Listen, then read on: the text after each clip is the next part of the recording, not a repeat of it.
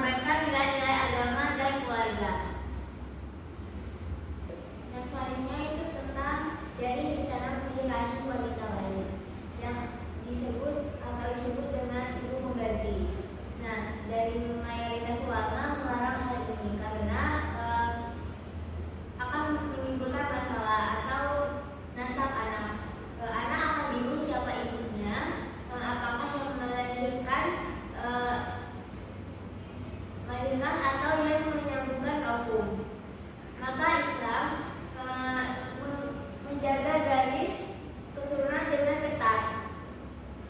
Praktik ini dianggap haram oleh banyak ulama, termasuk Fatma dan dari MUI dan Al-Azhar Mesir.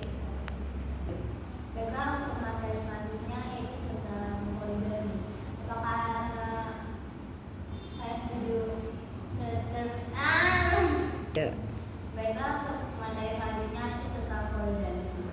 Nah, apakah saya setuju tentang poligami? Menurut saya pribadi, saya kurang setuju karena masih banyak mayoritas yang tidak adil terhadap istri-istrinya. Walaupun dalam Islam poligami itu dibolehkan dengan syarat-syarat penting, yaitu suami harus bersikap adil kepada istri-istrinya, dan Allah juga sendiri mengatakan dalam Al-Quran surah An-Nisa 129 bahwa manusia untuk bisa adil secara utuh dalam perasaan.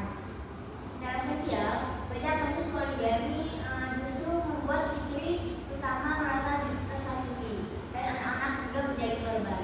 Jadi walaupun dibolehkan, bukan berarti bebas dilakukan tanpa alasan yang berarti. Nah, selanjutnya itu bagaimana hukum negara dan Islam tentang poligami. Jadi pertama-tama saya akan menjelaskan tentang hukum Islam dulu. Karena sudah saya jelaskan tadi bahwasanya Islam membolehkan poligami, tetapi dengan syarat hanya sampai 4 istri. Harus hadir dan harus bertanggung jawab. Nah, yang selanjutnya itu hukum poligami menurut negara. Sedangkan menurut hukum negara, poligami juga dibolehkan dengan syarat ketat. Syaratnya ada alasan kuat seperti istri tidak bisa melahirkan atau sakit, dan harus ada izin dari pengadilan. Jadi hukum negara membatasi agar tidak ada penyalahgunaan poligami dan demi keadilan agama dan keluarga. Baiklah, selanjutnya saya akan menjelaskan tentang aborsi. Ini ada 3 pertanyaan yang harus saya jelaskan. Nah, soal pertama itu ada pandangan saya dan pandangan ulama. Secara umum Islam melarang aborsi. Nah, yang soal pertama itu ada pandangan saya dan pandangan ulama.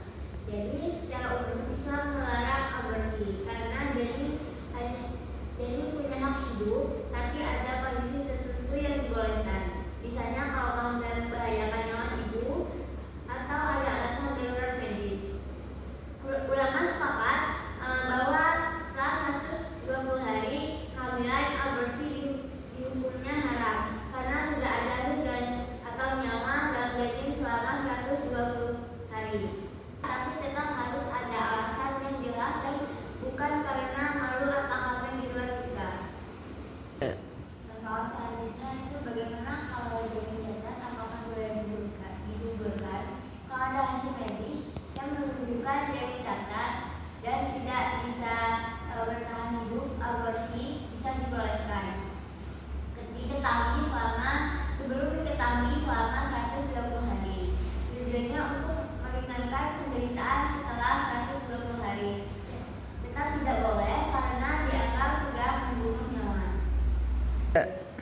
Baiklah, selanjutnya itu tentang solusi terbaik untuk mencegah aborsi.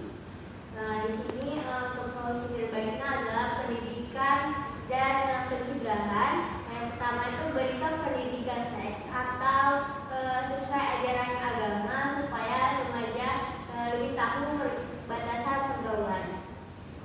Yang kedua itu perkuat keluarga agar anak-anak punya tempat bercerita dan tidak bersembunyi-bunyi. Dan yang ketiga, bagi yang sudah terlanjur hamil, berikan pendamping psikologis dan sosial, bukan malah jauhi, karena yang paling penting adalah menyelamatkan nyawa dan memberikan solusi